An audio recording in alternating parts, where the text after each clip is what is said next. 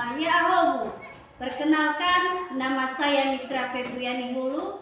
Saya sebagai guru SD di kelas 5 UPTD SD Negeri nomor 078500 Balehili Sitelu Banua.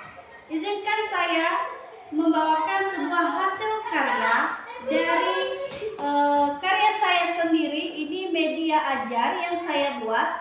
Ini saya perkenalkan bahan-bahan yang saya gunakan, yaitu ada karton bekas dan ada juga kertas-kertas HVS. Setelah itu saya menggunakan beberapa kertas origami dan beberapa juga botol aqua. Ini botol aqua bekas, dan saya juga menggunakan beberapa pipet bekas. Ini terbuat dari pipet bekas. Seterusnya saya menggunakan styrofoam. Ini styrofoam bekas. Ini kapalnya terbuat dari styrofoam bekas. Dan saya juga menggunakan alat tusuk gigi. Ini ada tusuk giginya, ada beberapa di sini. Seterusnya saya juga menggunakan sendok plastik bekas. Ini saya menggunakan sendok plastik bekas. Dan saya juga menggunakan lem. Inilah bahan-bahan yang saya gunakan dalam membuat karya media ajar ini. Berikut dari media yang sudah saya buat ini, ada judul topik yang saya ajarkan, yaitu alat-alat transportasi. Dengan tujuan murid dapat memahami dan mengenal alat-alat transportasi. Kemudian tujuan yang kedua, yaitu murid dapat mengetahui apa fungsi dari alat-alat transportasi ini.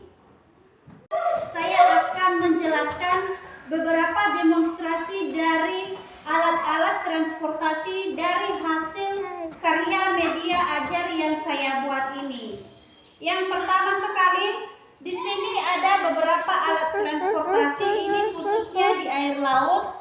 Ini ada kapal.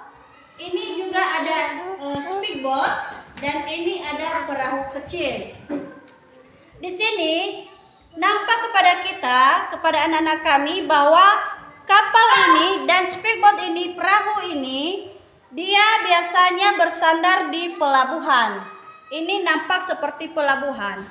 Setelah transportasi ini digunakan, maka dia akan pergi dan bertujuan ke pelabuhan yang lain.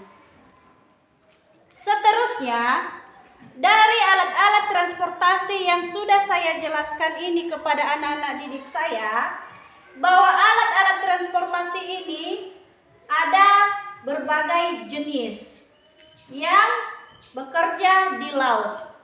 Seterusnya, alat transportasi berikutnya, yaitu ada di sini alat transportasi darat. Alat transportasi darat ini ada beberapa jenis, yaitu ada jenis bus, dan ada juga ini becak, dan ada sepeda motor di sini, dan ada juga mobil pribadi. Dari kendaraan-kendaraan ini, seperti bus, ini biasanya melewati jalan raya dan berhenti di terminal. Inilah tempat-tempat kendaraan darat ini berada, yaitu di terminal seperti bus. Dan contoh lainnya, yaitu ini adalah sebuah becak. Biasanya becak ini menunggu penumpang di pinggiran-pinggiran jalan raya. Sedangkan kendaraan-kendaraan yang lainnya seperti sepeda motor, ada juga sepeda, ada juga ini mobil pribadi. Ini menandakan kendaraan-kendaraan ini biasanya dimiliki oleh orang-orang tertentu atau bersifat pribadi. Ini dia biasanya berhenti di depan rumah atau ada berupa bagasi-bagasi milik seseorang. Jadi di sini kita melihat bahwa kendaraan-kendaraan atau alat transportasi darat ini ada berbagai macam dan berbagai varian juga. Setelah itu, alat transportasi darat lagi masih ada satu lagi, yaitu kereta api. Ini ada kereta api. Biasanya kereta api ini berada di stasiun kereta api. Dan dia tidak sembarangan melewati jalan raya. Dia hanya bisa melintasi rel. Ini nampak warna merah adalah rel kereta api. Rel kereta api ini hanya bisa dilewati oleh kereta api saja.